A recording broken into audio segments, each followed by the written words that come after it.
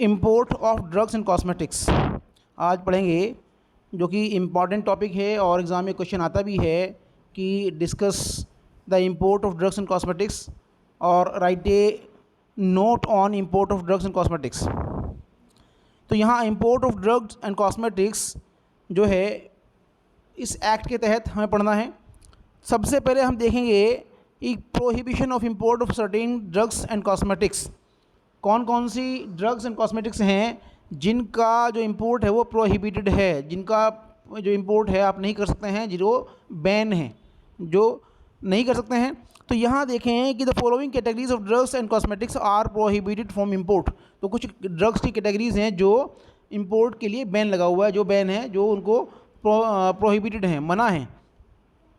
इसमें देखें कि ड्रग्स और cosmetics which are not of standard qualities, वो ड्रग्स और कॉस्मेटिक्स जिनकी क्वालिटी स्टैंडर्ड नहीं है, सब स्टैंडर्ड क्वालिटी की ड्रग हैं, जो अच्छी ड्रग्स नहीं हैं, जो वो ड्रग्स और कॉस्मेटिक्स को इंपोर्ट नहीं कर सकते हैं। दूसरी कैटेगरी हम देखें कि मिसब्रांडेड ड्रग्स, स्पूरियस ड्रग्स और एडल्टेटेड ड्रग्स, इन ड्रग्स का भी इंपोर्ट नहीं कर सकते हैं। मिस ब्रांडेड के बारे में पता है कि जो ब्रांडेड, जो मिस ब्रांडेड हैं, जो दूसरा स्पूरियस ड्रग्स वो होती हैं जो है अंदर मेडिसिन के कुछ और है और बाहर लेबल पे कुछ और लिखा है, वो स्पूरियस ड्रग्स हैं जो एक्चुअल में वो ड्रग अंदर होती ही नहीं है। और कुछ एडल्ट्रेटेड ड्रग्स हैं जिसमें मिलावट होती है ड्रग्स के अंदर। तो ये ड्रग्स जो है मिस ब्रांडेड, स्पूरियस और एडल्ट्रेटेड ड्रग्स को इंपोर्ट नहीं कर सकते हैं। इसके बाद में drugs and cosmetics for import of which licence is required. अगर लाइसेंस रिक्वायर्ड है और लाइसेंस नहीं है, लाइसेंस आपने अगर नहीं लिया है तो उन ड्रग्स का भी इंपोर्ट नहीं कर सकते हैं।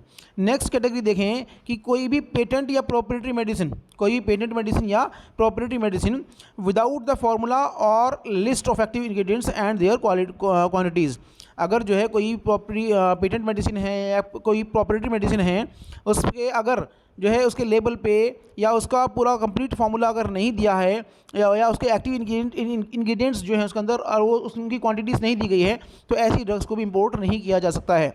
नेक्स्ट हम देखें कि एनी ड्रग और formulation which claims to prevent और cure disease mentioned in schedule J. Schedule J क्या है? शेड्यूल जे में वो डिजीज़ हैं जिनका कोई जो इलाज है, ट्रीटमेंट है, वो संभव नहीं है। तो ऐसी डिजीज़ को जो है शेड्यूल जे में आती है, जैसे कि फॉर एग्जांपल कैंसर, डायबिटीज़, ठीक है। बहुत सारी डिजीज़ ऐसी हैं जिनका जो है इलाज नहीं है, हालांकि मेडिसिन ले करके उनको प्रिवेंट किया जा सकता है, लेकिन उनको क्योर नहीं किया सकता। तो यहाँ हम देखें कि जो शेड्यूल जे में जो डिजीज़ हैं उनका जो है उनको उनकी मेडिसिन को इंपोर्ट नहीं कर सकते हैं। नेक्स्ट हम देखें कि एनी ड्रग और cosmetic for which the manufacture, sale और distribution is prohibited in country of origin. अगर जो जिस कंट्री में की ये ऑरिजिन है, उस कंट्री में अगर ये ड्रग्स जो है बैन है, उनका सेल, डिस्ट्रीब्यूशन और मैन्युफैक्चर प्रोहिबिटेड है, तो ऐसी मेडिसिन को भी आप जो है वो इंपोर्ट नहीं कर सकते हैं। नेक्स्ट हम देखें any drug which is not packed और not labelled in conformity with the rules of the act.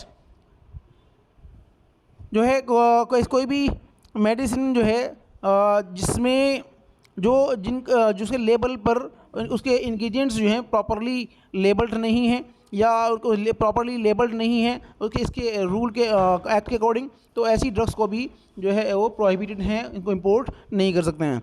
और any cosmetic containing ingredient which may render it unsafe और हार्मफुल। कोई भी कॉस्मेटिक जो कि जो है हार्मफुल है या अनसेफ है, तो ऐसे कॉस्मेटिक को भी आप इंपोर्ट नहीं कर सकते हैं। तो और नेक्स्ट में एनी ड्रग और cosmetic the import of which is prohibited by the act. और इस एक्ट के अकॉर्डिंग कोई भी ड्रग या कॉस्मेटिक जो है जो एक्ट में प्रोहिबिटेड है, जिसका बैन लगा हुआ है, ऐसी ड्रग्स को भी आप इंपोर्ट नहीं कर सकते हैं। तो ये कुछ कैटेगरीज़ हैं जिनको आप इंपोर्ट नहीं कर सकते हैं, जबकि ये जो कि इंपोर्ट के लिए प्रोहिबिटेड हैं।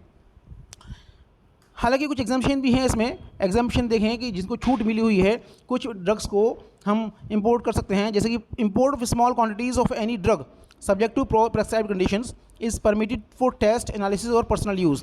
अगर कोई ड्रग है, आपको किसी टेस्ट करना है, एनालिसिस करना है, या कोई एक्टिविटी आपको चेक करनी है, या पर्सनल यूज़ के लिए एक स्मॉल क्वांटिटी आपको यूज़ करनी है, तो उसका लाइसेंस लेकर के आप उसको जो है इंपोर्ट कर सकते हैं। इनमें एग्जाम्पशन हैं, ये इसमें छूट है। यहाँ आगे देखें कि the commissioner of custom of any officer authorized by central government may detain any imported package of drugs or cosmetics which he or she suspect to have been imported in contravention to the provision of this act।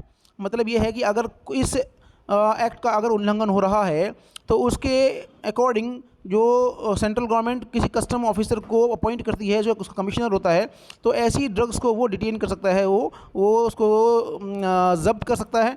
और इसके बाद में देखें उसकी report जो है वो drug controller general of India उसकी रिपोर्ट देता है, और अगर उसको लगता है तो इन सैंपल्स को टेस्ट के लिए सेंट्रल ड्रग लेबोरेटरी में भेजता है।